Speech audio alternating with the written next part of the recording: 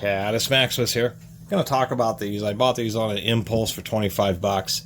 Kind of expensive.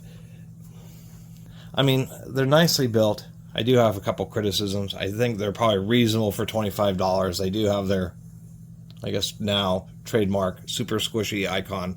Got some particles in there. Overmolds. And these are compact wire strippers and crimpers. Now, there was like a set that I got from O'Reilly's Auto Parts, a Dorman, which are just like these compact wire strippers. And these are kind of becoming a little bit more common than this style. This is going to be the one of the most common style. Nicer ones like this Phillips actually will have ground area. The area for wire stripping is ground, so it's real precise and sharp. Common fastener, shears, and then crimping would be on the back. So these are like, as far as the general purpose wire stripper and crimper, would be these. There are compact tools which are just the strippers themselves.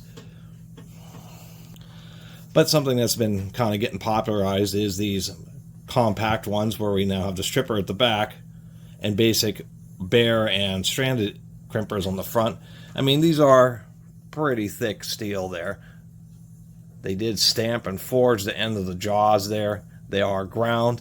The big criticisms is, of course, no laser etching on the back side, which is pretty cheesy. And the second omission from the markings is not, see, this is, I would assume, stranded core gauge, but it would be so nice if they would have also done solid core. Surprisingly enough, the diameter of a solid core wire, i.e. a 14 gauge solid core, is the same outer diameter as a 12 gauge stranded, because the solid wire is completely round, the stranded is a big bundle of little strands. And so it's actually kind of important to have that information. I think on these you can see that. So we have stranded 12 gauge, and if we can see in there, I guess this is not cooperating that way. Excuse me, it's the opposite. The stranded 12 gauge is the same diameter as a solid 10 gauge.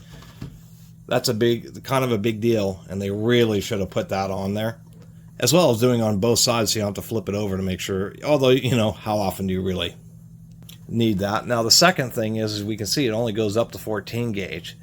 They had space in here to make another groove, but instead they decided to include some wire cutters, which are nice, except for they're way in the neck at the root of the back of the jaws. So to cut a wire, I mean, either you have the end of it you can pass through, or you have to take these pliers and wrap them all the way around just so you can snip the wire.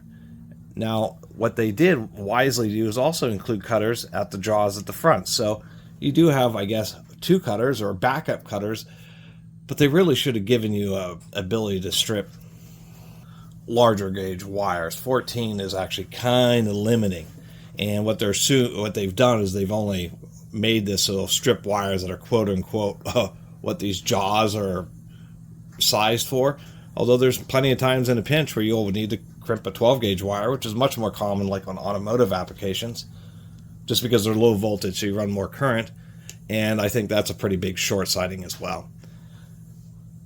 One thing they also, on all the photos on the website, they show this nice thick rivet, nice thick steel, and I thought, that's pretty nice, until I flipped it over and I thought, what on earth is going on here? Why is it so shallow?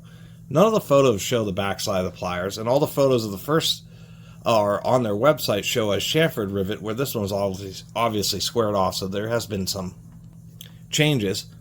But if you're going to have such thick steel, especially when they're crimpers, so you're going to be putting quite a bit of stress on them. They do have little ground jaws, so you're going to be using them as pliers as well. Particularly the plier functionality, where there just isn't that much steel on the back of that rivet. And if you put a lot of force on this, it's going to end up causing this to want to roll up. And you would think, well, if they have such a thick cap on this side, it would be a pretty heavy-duty cap on the back side, but it's not. I mean, here's a small set of channel lock slip joint pliers, and even those, I mean, it has a huge rivet on one side. It is smaller on the back side, but compared to these icons, this is just much larger, and it's an equivalent tool. As a matter of fact, these channel lock slip joint pliers are 6-inch ones. They're just slightly shorter than these icon crimpers, yet has just a much larger, much heavier duty rivet.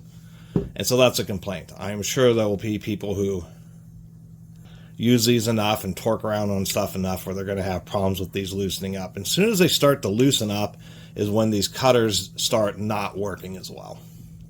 Because if there's any play, then when you're cutting wire, the jaws will have a little bit of separation, making more material to want to kind of fold and roll over the edge, and causing them just to not cut quite as smoothly or quite as well.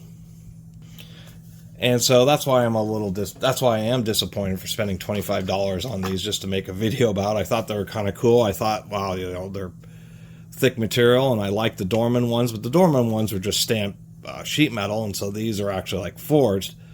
But they just missed the bus. They missed the bus by including another cutter instead of an extra slot, a 12 gauge stripper, not putting both stranded and solid core wire gauge etchings on it so it's easier to decipher, not doing both sides of it, and a little bit cheesy of a rivet. Just for 25 bucks, I did expect a little bit better. Anyway, that's my review of these little Icon compact wire stripper and crimpers. And I just think they could have done a little bit better of a job. Anyway, thanks for watching.